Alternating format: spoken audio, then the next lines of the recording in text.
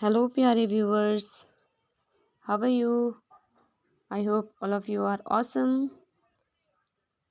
तो आपने अगर इसका फर्स्ट पार्ट देखा होगा ना, तो वह यहाँ उस पार्ट में फर्स्ट नहीं था, इस चैप्टर का फोर्थ पार्ट था, प्रेसिडेंट एंड वाइस प्रेसिडेंट का। तो अगर वो आपने देखा होगा तो हमने यहाँ तक मतलब उसमें कवर कर लिया था। अब यहाँ से हम स्टार्ट कर रहे हैं। देखो, प्रेसिडेंट की पावर्स को हम कर रहे थे डिस्कस। क्या कर रहे थे? प्रेसिडेंट की पावर्स को हमने president have the two types of powers. Firstly जो नॉर्मल टाइम की होती है, और सेकेंडली जो इमरजेंसी पीरियड्स की होती हैं। और जो सामान्य होती है वो भी हमने देखी थी, और इमरजेंसी पीरियड वाली जो होती हैं वो 3 तरीके की होती हैं उसके पास पावर। फर्स्टली एक तो वो होती है जब देखो 3 आर्टिकल्स हैं। कौन कौन से? जैसे इसमें यहाँ पे भी आप देख लोगे, एक 352, 356 एंड 360। ठीक है, 3 तरीके के आर्टिकल्स हैं। उनके तहत जो वो है हमारे प्रेसिडेंट हैं, उनको कुछ पावर्स दी हुई हैं।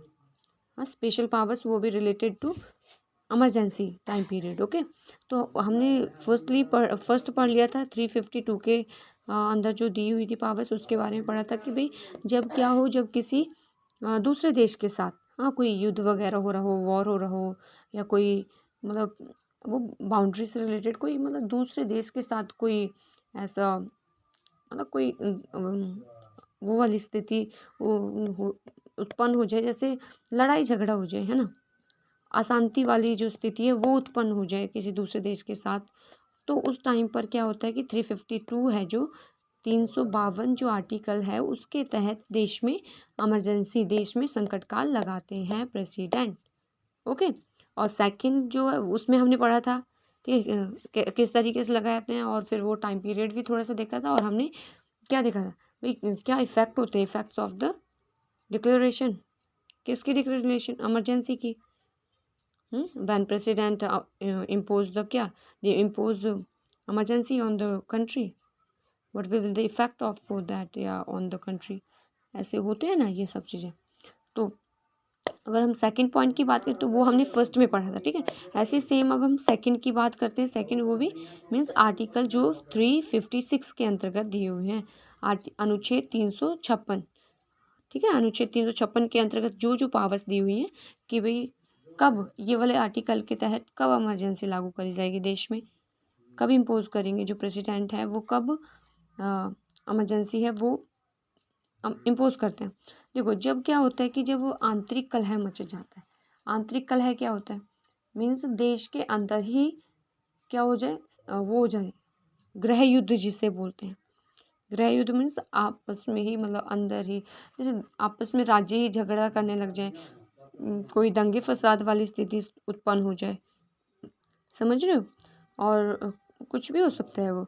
जैसे अगर आपने कुछ टाइम पहले देखा होगा कि जैसे कोई प्रोटेस्ट वगैरह होने लग जाते हैं, और प्रोटेस्ट इस तरीके का भयंकर रूप ले लें और जिससे अशांति पैदा होने लग जाए, देश के टूटने के खतरे उत्पन्न होने लग जाए, तो उस टाइम पर मतलब देश को मतलब नुकसान होने लग जाए एक तरीके वाला, वो चीज़ें अगर होने लग जाती हैं, तो उस टाइम पर जो प्रेसिडेंट होते हैं, प्रेसिडेंट ये वाली इस आर्टिकल का यूज़ करते हुए उस जगह में जहाँ पे इस तरीके की स्थिति बनी हुई है, हाँ, स्पेशली वो जो ये है ना, ये आंतरिक मतलब स्पेशली उस जगह पर लगाए जाते हैं, उस पर्टिकुलर एरिया में लगाया जाता है ये वाली इमरजेंसी, जहाँ पे कोई भी जो दंगे फसाद वाली चीज़ है वो हो रही है। समझ रहे हो? हाँ, तो उसी को बोलते हैं ये जो लिखा हुआ राज्य में संविधान के असफल होने पर संकट। संविधान के असफल होने का संकट क्या ले दे रखा है? देखो, संविधान ही तो असफल होता है ना। संविधान असफल कैसे हुआ? देखो, संविधान में जो चीज़ें लिखी हुई हैं हमारे संविधान में, जो जो चीज़ें लिखी हुई हैं कि भाई इस तरीके से व्यवस्था होगी, इस तरीके से मैनेज करना है, इस तरीके से अधिकारों का पालन होगा, लेकिन और इस तरीके से हमें अपने कर्तव्यों का पालन करना है, और इस तरीके से जो गवर्नमेंट है वो डायरेक्टिव प्रिंसिपल्स वगैरह जो दी हुई है, इस तरीके से काम करना है। लेकिन अगर वो सब नहीं किया जा रहा है ना, जैसे अगर लड़ाई झगड़ा होने लग जाए, दंगे फसाद होने लग जाए, तो उसमें अधिकारों का उल्लंघन होता है ना भाई। एक ने दूसरे को मार दिया, मारने लग गए, या दूसरा उसको मारने लग गया, तो इससे उनकी जो अधिकार है उनका उल्लंघन होने लग जाता है। हाँ, देश में शांति व्यवस्था बनाए रखना, ये भी संविधान की एक मेन बात है। अगर शांति व्यवस्था भंग होने लग जाए तो इस तरीके से हुआ ना संविधान फेल, तो इसलिए ये सेकंड पार्ट दिया हुआ है, राज्यों में संविधान के असफल होने पर संकट। तो स्थिति में जो राष्ट्रपति हैं, देखो, और ये कब लगाया जाता है, देखो इसकी जानकारी, देखो अभी हमने जब वो पढ़ा था, क्या पढ़ा था, जब हमने फर्स्ट पढ़ा था उसमें जब हमने कौन सा आर्टिकल, जो आर्टिकल 352 के अंतर्गत जो इमरजेंसी लगाई जाती है, इम्पोज करी जाती है पूरे देश में, वो करी जाती है किसके कहने पर, जो वो है जो प्रेसिडेंट है, प्रेसिडेंट ही इम्पोज करते हैं, ओके। लेकिन वो किसके कहने पर, प्रधानमंत्री, हाँ, या जो प्रधानमंत्री हो गया, या जो कैबिनेट हो गया, मंत्रिमंडल हो गया, उनके कहने के बाद, उनके वो जब प्रेसिडेंट को लिखित रूप में चीज़ें देते हैं, ये हमने डिस्कस करा था उसमें। अगर आप इसको फर्स्ट टाइम देख रहे हैं तो उसे आप देख सकते हैं, और भी इंडियन कॉन्स्टिट्यूशन से रिलेटेड और भी चैप्टर्स कवर किए हैं इसमें, ओके। तो आप प्लेलिस्ट में जाके देख सकते हैं इस चैनल के, और आपको थोड़ा सा भी अच्छा लगे तो आप चैनल को सब्सक्राइब कर सकते हैं, लाइक कर सकते हैं, कमेंट कर सकते हैं। चलो ठीक है, हम बहुत मार्केटिंग। तो क्या बात कर रहे थे, उसमें हमने क्या करा था कि भाई जो वो हो, जो हमारे प्रधानमंत्री हैं, वो लिखित रूप में, प्रधानमंत्री हो गए या कैबिनेट हो गई, वो लिखित रूप में जब प्रेसिडेंट को बोलती है कि भाई या इस तरीके की स्थिति उत्पन्न हो रही है तो आपको इमरजेंसी लागू करनी चाहिए, तो उस स्थिति में जो प्रेसिडेंट है वो अपने अधिकारों का यूज़ करते हुए या स्थिति को देखते हुए वो अपना करते हैं। ऐसे ही अगर आंतरिक किसी मतलब राज्य में ही आपस में, देश के अंदर ही झगड़े होने लग जाएं, तो उस टाइम पर क्या होता है कि भाई राष्ट्रपति इमरजेंसी तो लागू कर दें, लेकिन वो किसके कहने पर करते हैं, जो राज्यपाल होते हैं ना, राज्यपाल, जैसे टॉप लेवल, मतलब क्या, टॉप लेवल पर जैसे केंद्र सरकार में, केंद्र स्तर पर क्या होगा, जिस तरीके की पावर प्रेसिडेंट की होती है ना, उसी तरीके की राज्य स्तर पर राज्यपाल की पावर्स होती हैं। तो जब मतलब स्थिति खराब हो रही होती है किसी राज्य में, तो वो राज्यपाल लिखित रूप में रिपोर्ट भेजते हैं किसको, प्रेसिडेंट को। अगर प्रेसिडेंट उनको पढ़ते हैं, अगर उनको लगता है कि हाँ ये सही बात है या ये करना चाहिए, तो फिर वो उस एरिया में, उस क्षेत्र में इमरजेंसी लगा देते हैं, ओके। और फिर यहाँ पे जो दे रखा है, यहाँ पे दे रखा है कि भाई इमरजेंसी तो लगा दी उन्होंने, अब भाई स्थिति खराब हुई, इमरजेंसी लगा दी प्रेसिडेंट ने, लेकिन फिर उस जो इमरजेंसी लगाई है उसके लिए जो एक वो है, उसके लिए उसकी घोषणा की भाई इमरजेंसी लगी हुई है, उसके लिए जो कुछ वो होते हैं, कुछ प्रोसीजर्स होते हैं भाई, 2 महीने के अंदर अंदर, 2 महीने के लिए वो इमरजेंसी लागू रहती है, फिर 2 महीने के अंदर अंदर ही उस इमरजेंसी की जो प्रक्रिया है उसको लोकसभा और राज्यसभा दोनों में पास होना होता है कि भाई हाँ ये जो लगाया हुआ है, क्या, ये जो इमरजेंसी लगाई हुई है ये ठीक है, या इसको समाप्त करने से रिलेटेड कुछ करना है कि भाई हमें समाप्त करना है, तो उसके लिए ये राज्यसभा और लोकसभा में पास मतलब वो दस्तावेज पास होते हैं, मतलब उससे जैसे कोई भी बिल पास वास करा जाता है ना, तो ऐसे इस पर भी चर्चा करी जाती है कि हाँ लगा हुआ है। फिर अगर लगता है कि स्थिति अभी भी ठीक नहीं हुई, तो 2 महीने तक रहता है, 2 महीने बाद ये ख़त्म ही हो जाता है। फिर 2 महीने के अंदर अंदर इससे संसद में वो होना होता है, मतलब ये जो राज्यसभा लोकसभा होती है उनमें पास होना होता है, उसमें अगर पास हो जाता है तो फिर नेक्स्ट 6 मंथ के लिए और इम्पोज करी जा सकती है ये इमरजेंसी, समझ रहे हो। हाँ, 6 महीने के लिए करी जा सकती है, और फिर 6 महीने बाद फिर और अगर आगे करना है तो फिर और कर सकते हैं ऐसे। तो जब संसद राष्ट्रपति द्वारा लागू की गई घोषणा को स्वीकार कर लेगी, तो यह घोषणा क्या, यह घोषणा संशोधन के अंतर्गत यह व्यवस्था सॉरी एक समय में 6 माह तक लागू रहेगी, और इसे 6 महीने और भी बढ़ाया जा सकता है। मतलब क्या, अगर संसद के द्वारा उसको कर लिया गया, ठीक है, अभी हाँ इमरजेंसी लागू है, ये वो जो भी चीज़ें, जो भी प्रोसीजर होता है उसके तहत अगर हो जाता है तो फिर और नेक्स्ट 6 महीने के लिए बढ़ाई जा सकती है। तो इस तरीके से करते करते 3 साल तक हो सकती है इमरजेंसी लागू। और इमरजेंसी जब लागू होती है तो क्या क्या इफ़ेक्ट पड़ते हैं वो हम यहाँ पे देखेंगे।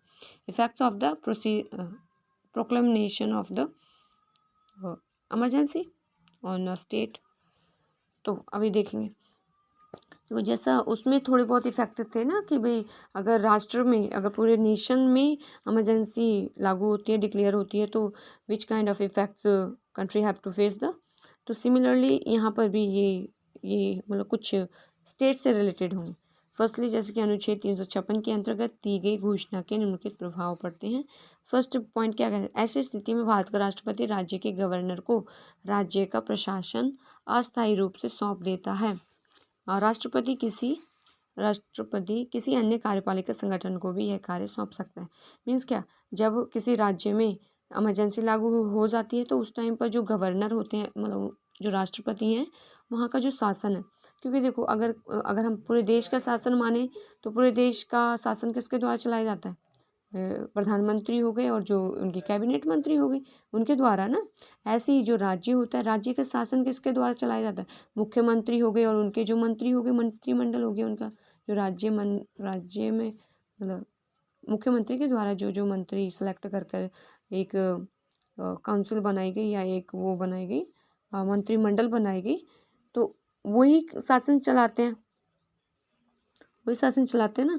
लेकिन इमरजेंसी के टाइम पर क्या हो जाता है कि वो लोकसभा जो होती है या मतलब लोकसभा मतलब ये जो सदन वदन होते हैं ना, वो क्या हो जाते हैं, वो भंग कर दिए जाते हैं, वो हट जाते हैं, उनकी जो पावर है वो समाप्त सी हो जाती है।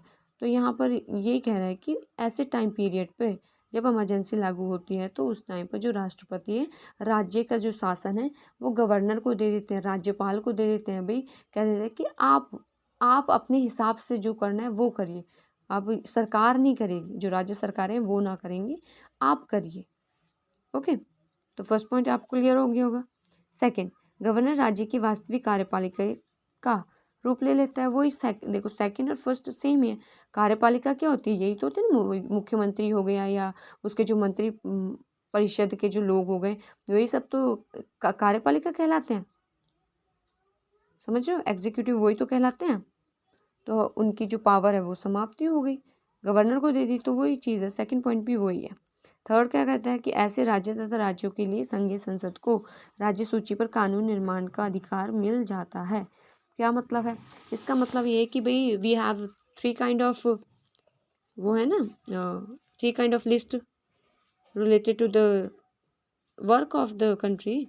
जैसे पावर का जो डिस्ट्रीब्यूशन किया हुआ है, लाइक स्टेट लेवल पर, सेंट्रल लेवल पर, और एक और लिस्ट है जिसमें दोनों के दोनों ही कानून बनाते हैं। देखो फर्स्ट हो गई सेंट्रल लिस्ट। सेंट्रल लिस्ट क्या होती है, इसमें सिर्फ वो कानून या वो चीज़ें लिखी गई हैं, कानून नहीं, वो विषय हैं, वो सब्जेक्ट्स इसमें रखे गए हैं जिस पर सिर्फ केंद्र सरकार कानून बना सकती है। समझ रहे हो, उस पर सिर्फ केंद्र सरकार कानून बना सकती है। जो केंद्र सूची के अंदर दिए गए हैं, मतलब जो सेंट्रल लिस्ट है उसके अंदर जो दिए हुए हैं। अगर हम सेकंड लिस्ट की बात करें, वो स्टेट लिस्ट है। स्टेट लिस्ट में वो विषय दिए हुए हैं जिन पर सिर्फ स्टेट कानून बना सकती है। और एक और कॉन्करेंट लिस्ट होती है हमारी थर्ड नंबर की, उसमें वो चीज़ें रखी हुई हैं जिसपे केंद्र सरकार और राज्य सरकार दोनों के दोनों कानून बनाती हैं। ठीक है, तो यहाँ पे यही कह रहा है कि भाई राज्य सरकार अपनी राज्य वाली सूची में करती है, लेकिन जब किसी पर्टिकुलर राज्य में इमरजेंसी इम्पोज की हुई है राष्ट्रपति के द्वारा, तो उस टाइम पीरियड में क्या होगा कि जो ये हैं, कौन से ये जो राज्य सूची के जो विषय हैं वो किसको सौंप दिए जाते हैं, वो केंद्र सरकार के पास आ जाते हैं। तो उन विषयों पर केंद्र सरकार कानून बना लेती है। समझ, चलो आई होप आपको क्लियर हो गया होगा। अगर ना हुआ हो तो क्या आप कमेंट कर सकते हैं। मुझे लग रहा है कि आपको हो गया होगा, अगर आप थोड़ा सा ध्यान से सुन रहे होंगे तो, वरना तो आप खुद ही जानते हैं। संविधान के उद्देश्यों को पूरा करने के लिए, फोर्थ वन क्या कहते हैं, संविधान के उद्देश्यों को पूरा करने के लिए राष्ट्रपति कुछ विशेष नियम बनाकर उस राज्य अथवा राज्यों में तुरंत लागू कर सकता है। क्या, अच्छा देखो इमरजेंसी का टाइम पीरियड हुआ पड़ा है, इमरजेंसी का टाइम पीरियड हुआ पड़ा है, तो उस टाइम पर क्या, जो हमारे प्रेसिडेंट हैं वो कुछ कानून वगैरह भी ला सकते हैं बीच में। भाई किसी राज्य में इमरजेंसी हुई पड़ी है, वहाँ पे कुछ व्यवस्था चली नहीं रही, तो उस टाइम पीरियड पे जो president have the right to make any kind of law and impose on that state. तो वो किसी तरीके के कोई भी कानून एंड रूल रेगुलेशन ला सकते हैं और उनको वहाँ पे इम्पोज कर सकते हैं, लेकिन फिर बाद में उनको पार्लियामेंट में, जो लोकसभा राज्यसभा है, वहाँ पर उन्हें बाद में मंजूरी भी दिलवानी पड़ेगी, भले ही अगर वो ले ऐसी ला दें, लेकिन बाद में उन्हें मंजूरी दिलाना आवश्यक होता है। ये कॉन्स्टिट्यूशन के अकॉर्डिंग थोड़ी बातें होती हैं। ठीक है, 5th वन क्या कहता है, राष्ट्रपति ऐसी संकटकालीन अवस्था से संबंधित अथवा राज्यों के नागरिकों के स्वतंत्रता के अधिकार तथा संवैधानिक उपचारों के अधिकार को निलंबित कर सकता है। क्या मतलब हुआ, परंतु वह राज्य हाईकोर्ट की शक्तियों को अपने हाथ में नहीं ले सकता।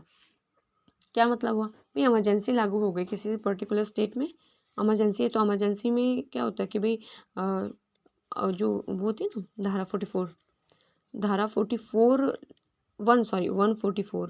144 जो धारा है वो लागू हो जाती है। तो उस टाइम पे उस धारा के अंतर्गत कुछ चीज़ें दी हुई हैं कि भाई जैसे बाहर नहीं निकल सकते मतलब, और एक जगह इकट्ठे नहीं हो सकते, और कुछ ऐसे भाषण वगैरह नहीं दे सकते जो लोगों को उकसाने का काम करे, और भीड़ इकट्ठी नहीं कर सकते। इस तरीके की कुछ चीज़ें दी हुई हैं इसके अंतर्गत, समझ रही हो।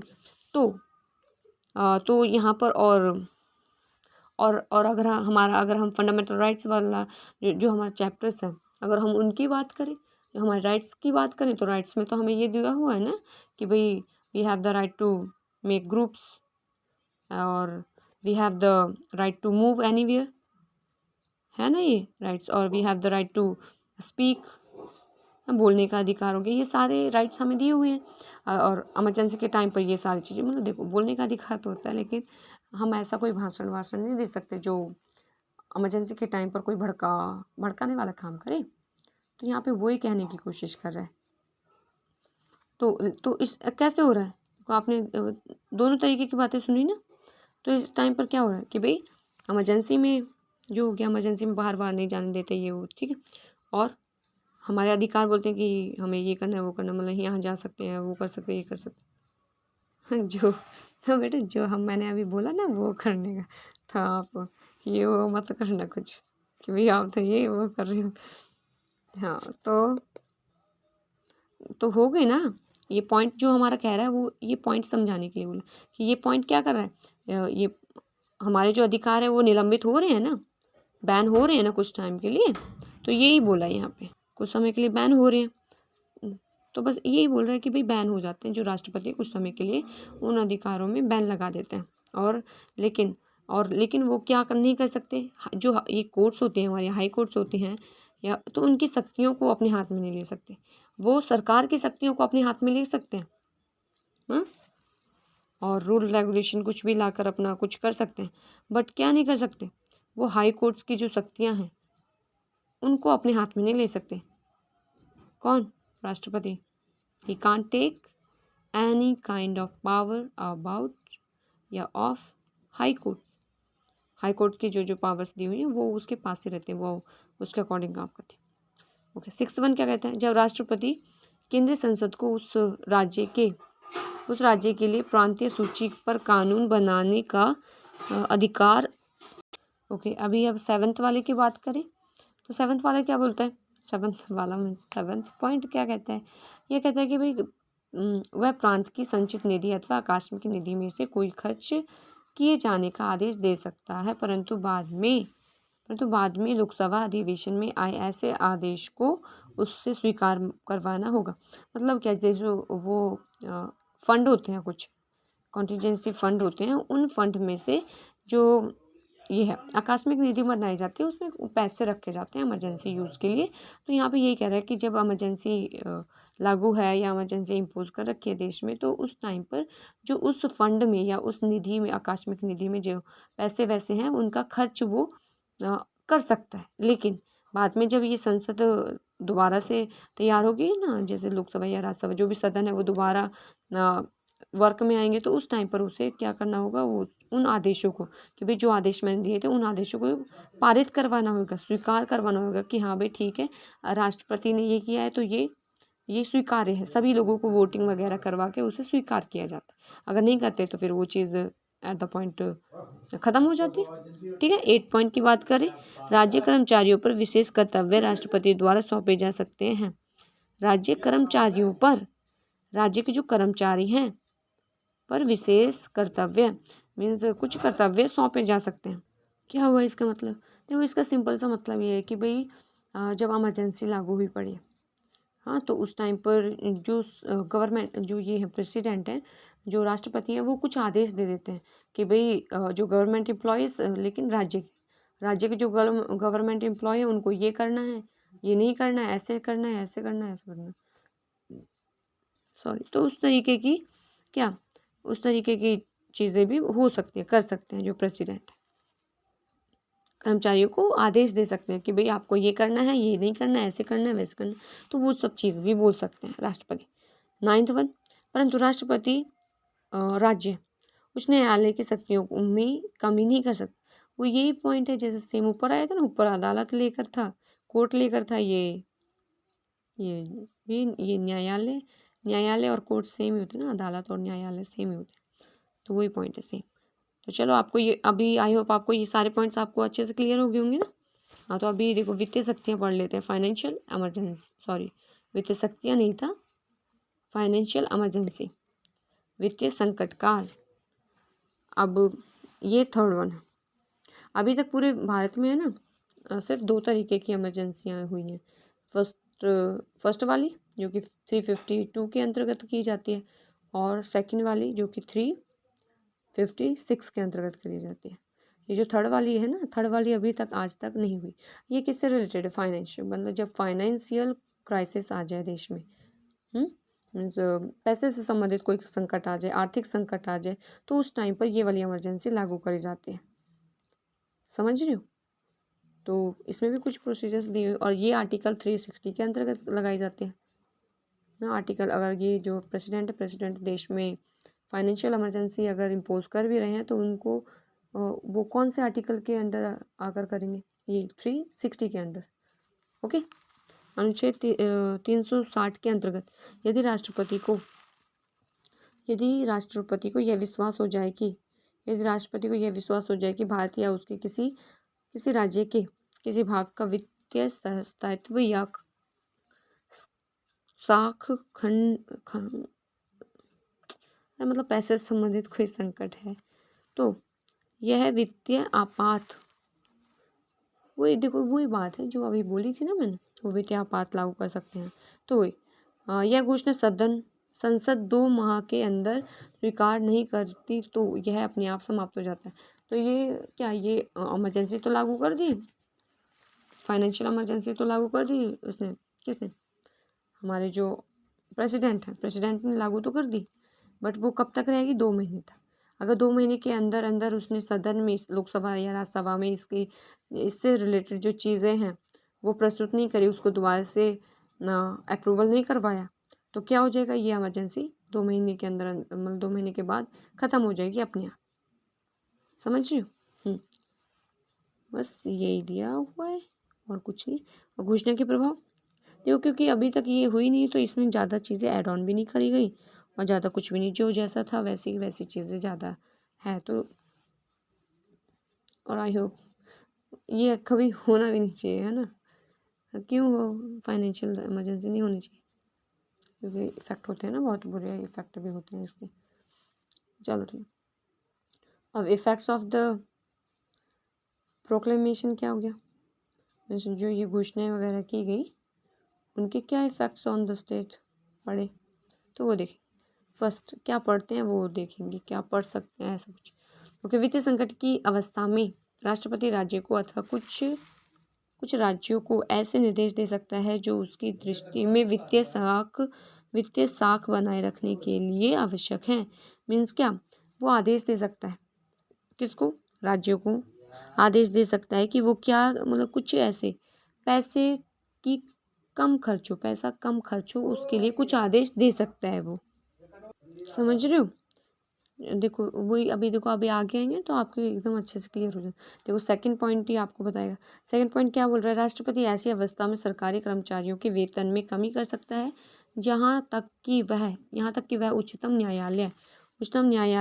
न्यायालय के न्यायाधीशों के वेतन, मतलब क्या भाई, वो जो ये है प्रेसिडेंट हैं, अगर वित्तीय संकट है देश में, पैसे से संबंधित इमरजेंसी लगी हुई है, तो उस टाइम पर क्या कर सकते हैं? जो president have the right to stop करने के लिए, या कटौती करने के लिए, कम करने के लिए, क्या करने के लिए? वही जो हमारे जो ये हो गए गवर्नमेंट एम्प्लॉयज़ हो गए या जजेस हो गए या पार्लियामेंटेरियन हो गए, इनकी जो वो है ना सैलरी, उसमें कटौती कर सकते हैं। जहाँ पहले उन्हें 2-2 लाख 3-3 लाख रुपए मिल रहे हैं, वहीं पर वो 1,50,000 ऐसा कुछ, हाँ ऐसा कुछ सिस्टम कर देते, थोड़ा कम कर देते हैं भाई, ताकि ये जो स्थिति है वो थोड़ी सुधर जाए, फिर उनका वापस वैसे ही हो जाएगा। तो स्थिति सुधारने के लिए, ओके। थर्ड वन क्या कहता है? वह आदेश दे सकते हैं कि राज्य विधानमंडलों द्वारा पास किया गया प्रत्येक धन बिल उसकी स्वीकृति के लिए भेजा जाए। तो ये घोषणा भी कर सकते हैं कि भाई अगर पैसे से संबंधित कोई भी बिल पास हो रहा है, खैर ये तो वैसे भी मतलब उससे जानकारी दी जाती है, हमारे जो प्रेसिडेंट हैं उनको कोई भी फाइनेंशियल बिल अगर लाया भी जा रहा है तो उसकी जानकारी पहले प्रेसिडेंट को दी जाती है कि भाई ला रहे हैं ये वो। तो लेकिन यहाँ पर भी यही कह रहा है कि अगर इमरजेंसी है तो उस टाइम पर बहुत ज़्यादा बहुत जल्दी, मतलब पहले अगर मतलब वो इमरजेंसी टाइम पीरियड नहीं है तो कोई फाइनेंशियल बिल है तो थोड़ा बहुत लूजनेस वगैरह चलती रहती है, लेकिन ऐसे मामलों में अगर वित्तीय संकट आया पड़ा है और इमरजेंसी है तो इस टाइम पर अगर पैसे से संबंधित कोई बिल लाया जा रहा है तो उस पर बहुत खास तरीके से बहुत जल्दी मतलब राष्ट्रपति को एक एक इन्फो पता होना चाहिए, ये है, ओके। फोर्थ वन क्या कहता है? वह संघ और राज्यों के बीच राजस्व के बंटवारे संबंधी व्यवस्था कर सकता है। राजस्व क्या होता है? वही टैक्सेस। देखो ये रिपीटेड पॉइंट है, अगर आप सब में इफेक्ट्स का देखोगे ना, इफेक्ट्स में ज़्यादातर रिपीटेड पॉइंट हैं, बस उनका एक दो जो मेन पॉइंट्स होते हैं ना वो आपको ध्यान में रखने हैं कि राज्य में ऐसी जब नेशनल इमरजेंसी है 352 के अंतर्गत तो क्या क्या मेन इफेक्ट जो दूसरों में नहीं है, और ऐसी अगर 356 के अंतर्गत कोई इमरजेंसी लागू की हुई है, कोई क्या मतलब जो इंटरनल क्राइसिस के कारण अगर कोई इमरजेंसी लागू करी हुई है तो उसमें क्या क्या इफ़ेक्ट हैं, एक दो पॉइंट जो मिलते ना हो दूसरे वाले से, या तो फर्स्ट वाले से ना मिलते हो या ये थर्ड वाले वित्तीय वाले से ना मिलते हो, तो बस उनका थोड़ा सा ध्यान रखना है। बाकी आप सब में एक जैसे पॉइंट्स पे रिपीट कर सकते हैं, ओके। हाँ चलो ठीक है, ये हो गया। अभी हाँ वही फोर्थ वाला हो गया ना, फिफ्थ वाला देश की वित्तीय साख। तो यहाँ पे साख में आपको थोड़ा बहुत कंफ्यूजन हो रहा होगा। साख मतलब पैसे ही, हाँ एक तरीके से पैसे की बात ही हो रही है, पैसा ही होता है साख। देश की वित्तीय साख, देश के जो वित्तीय हैं, वित्तीय मतलब पैसे जो हैं को बनाने के लिए वह कोई भी आदेश कदम आवश्यक कदम उठा सकते हैं। वही साख, तो साख एक तरीके से एक ऐसी टर्म होती है इसी पैसों से संबंधित। तो यहाँ पे ये कह रहा है कि अगर हमें संकट काल हुआ पड़ा है तो वो कुछ ऐसे फैसले ले सकते हैं पैसों को स्थिति को सुधारने के लिए, पैसों की जो स्थिति बनी हुई है उसको सुधारने के लिए कुछ फैसले भी कर सकते हैं, ठीक है। अभी ये हो गया क्लियर। अभी देखो अगर नीचे देखेंगे राष्ट्रपति की संकटकालीन शक्तियों का मूल्यांकन, तो क्या है? क्रिटिसिज्म हो गया, criticism of the emergency powers of the president. Criticism बोल दो या इवैल्यूएशन बोल दो, बात एक ही है। मतलब मूल्यांकन करना होता है कि भाई किसी चीज़ को देखना कि भाई उसमें उसकी विरोध वाली चीज़ें क्या है। तो यहाँ पे ज़्यादा कुछ नहीं है। देखो अगर हम विरोध वाली बात भी करें तो भाई चाहे हम कोई भी मान लें कि अगर हम इन्हीं की बात करें ना, कोई भी चीज़ें जो दी हुई हैं तो कुछ ना कुछ मतलब वही है ना, कमियां निकालने वाले लोग होते हैं। अच्छा कुछ भी कर लो, कितना भी बहुत बेस्ट चीज़ कर दो तो उसमें भी कहीं ना कहीं कमी निकालने वाले जो लोग हैं वो होते ही हैं, या आपको खुद ही दिखने लग जाएगी ये कमी। चलो ठीक है, ये हो गया ना। तो ऐसी ये जो हुई हैं ये इमरजेंसियाँ दी हुई हैं, मतलब जो ये पावर्स दी हुई हैं राष्ट्रपति को, उनकी भी आलोचना करी जाती है, ओके। तो आप यहाँ पे पढ़ोगे तो आपको इजीली समझ में आ जाएगा। तो अभी इनको ये जल्दी जल्दी पॉइंट्स देख लेते हैं कि भाई क्या क्रिटिसिज्म है। फर्स्ट पॉइंट क्या होता है? मौलिक अधिकार अर्थविहीन हो जाएंगे।